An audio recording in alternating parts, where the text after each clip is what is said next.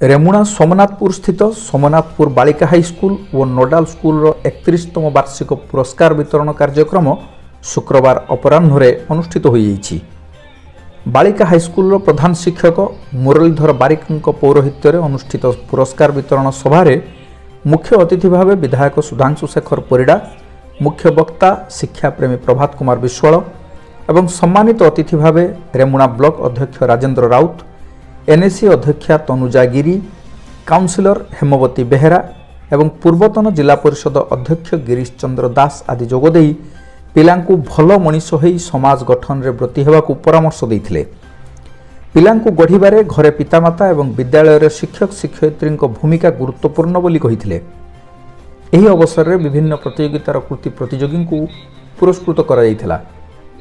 परिचालना committee सभापति दामोदर बेहेरा परिचालन रे होइथिबा सभारे बालिका हाईस्कूल प्रधान शिक्षक श्री बारिक और नोडाल स्कूल प्रधान शिक्षक श्यामसुंदर सोरेन वार्षिक विवरणी पठन करथिले।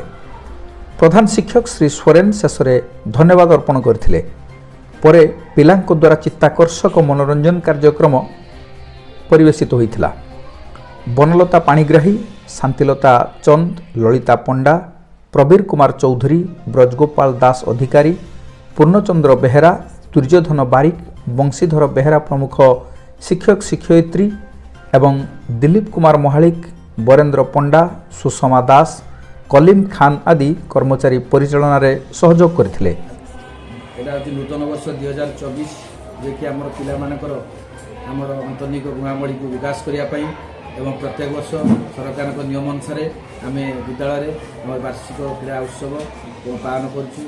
प्रत्येक वर्ष आमर मुख्य अतिथि एवं सम्मानित अतिथि अन्य अतिथि मानक आमंत्रण कर पिला पुरस्कार वार्षिक पुरस्कार वितरण उत्सव पालन करूँ। सर्टिफिकेट दि जाए ता सहित मेडल दि जाए। श्री प्रभाकर पति सोमनाथपुर उच्च बालिका विद्यालय मो स्कूल अभियान सभापति को मो सरकारी चाकरी अवसर पर 2020 मसीह